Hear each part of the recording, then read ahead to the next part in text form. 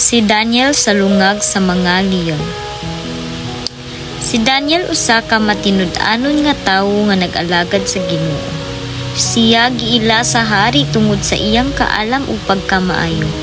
Busa gibutang siya sa taas nga posisyon sa gingharian. Apan ang uban opisyal nasuya kaniya. Nagsabot-sabot sila aron makapangita og sayop batok kaniya. Apan wala jud sila'y nakita kay si Daniel walay sala. Mao nga nakahuna-huna sila og plano. Ang atong kaplagan nga sayop batok kaniya maulang ang iyang pag-alagad sa iyang Dios.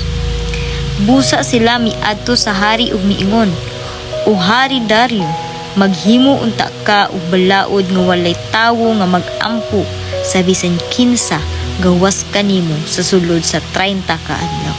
Ang malapas ilabay sa lungag sa mga leon." Gipirmahan sa hari ang balaod ug dili na kini mausab. Bisan pa sa balaod, si Daniel mipadayon sa pag-ampo sa Dios. Katulo ka beses sa usa ka adlaw, siya moluhod ug mag-ampo sa iyang kwarto. Nag-atubang sa Jerusalem sama sa iyang nabuhat kanunay. Nakita siya sa mga kontra ug ilang gisumbong sa hari. Ang hari nasubo pag-ayo kay nahigugma siya kang Daniel. Apan ang balaod dili na mausab, walay mahimo ang hari. Busa si Daniel gilabay sa lungag sa mga leon. Miingon ang hari, "Ang imong Dios ang nga imong gialagaran matud pa magaluwas unta kanimo."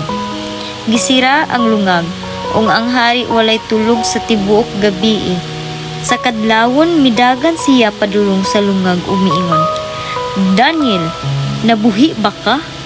Naluwas ba ka sa imong Dios?" Og mitubag si Daniel, "Hari, mabuhi ka hangtod sa kahangtur. Ang akong Dios nagsugo sa iyang anghel ug gisira ang baba sa mga leon. Wala sila makadaot nako kay wala ko'y sala sa atubangan sa Dios, ni sa imong atubangan, o hari." Nalipay pag-ayo ang hari ug ipagula si Daniel. Wala jud siya madaot bisan gamay. Gisugo sa hari ang mga pag-akusa kang Daniel ilabay sa lungag ug sila gilamoy sa mga leon. Unya ang hari nagpadala og sulat sa tanang nasod nga miingon, "Magpasalamat kita sa Dios ni Daniel. Siya buhi nga Dios, walay katapusan. Nagaluwas siya ug nagpakita sa iyang gahom.